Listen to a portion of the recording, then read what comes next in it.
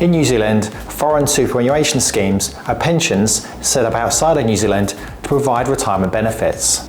This generally includes funds invested in employment-related schemes such as 401ks, as well as individual retirement accounts or IRAs.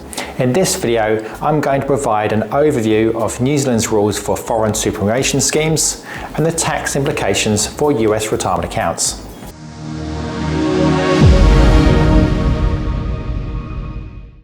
Hi, I'm Jim Smith, Senior Financial Planner here at Pacific Wealth. We specialise in helping new migrants and returning Kiwis navigate the intricacies of cross-border financial planning to help you make the most of your new life in New Zealand. In this video, I'm going to provide an overview of New Zealand's rules for foreign superannuation schemes and the tax implications for US retirement accounts.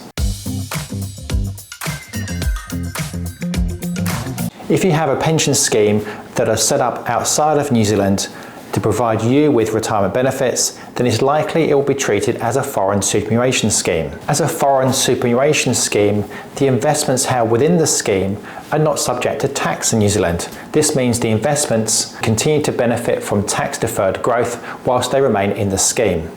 However, when you take any money out of the scheme, such as making a distribution, you'll be subject to tax in New Zealand.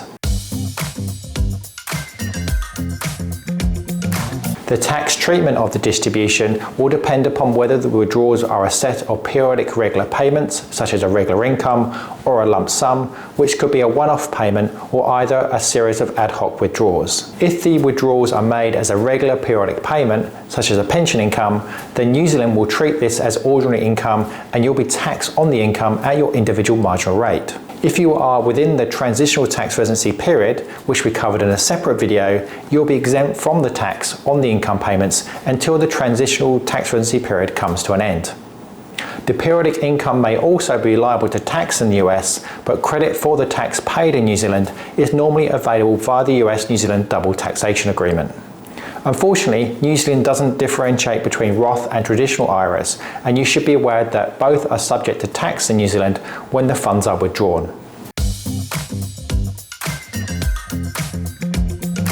Any lump sum withdrawals from foreign superannuation schemes are also taxable in New Zealand, but different rules apply. For lump sum withdrawals, individuals can choose one of two methods to calculate the tax payable.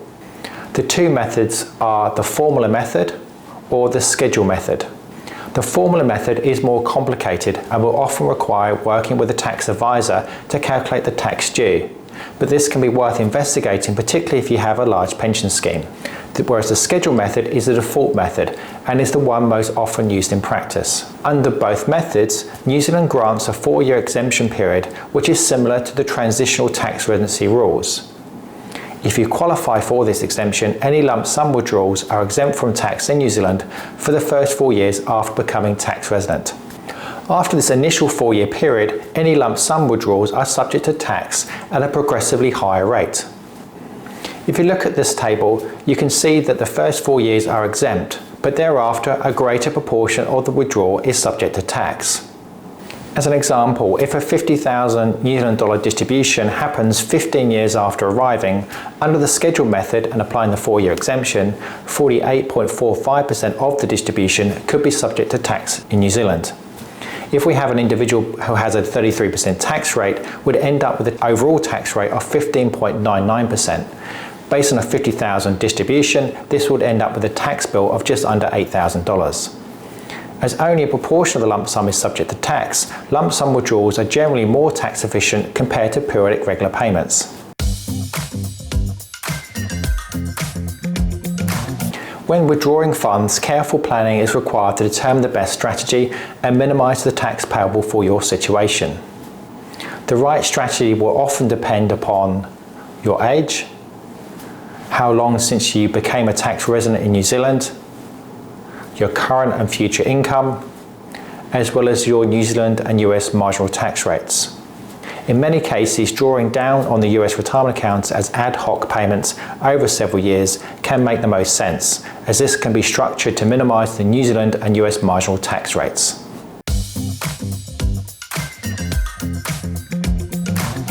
Hopefully this overview has given you an understanding of New Zealand's Foreign Superannuation Scheme rules and how these apply to US retirement accounts. As always with tax, what may start simple on the surface can get complicated very quickly. As such, I would strongly encourage you to seek professional tax advice at your earliest convenience and ideally before you move to New Zealand. If you are interested to learn more, we've created other videos specifically for US citizens that you can explore on our YouTube channel. You can also visit our website www.pacificwealth.co.nz, and if you have any questions, please feel free to reach out to myself or a member of the team. Thank you for watching.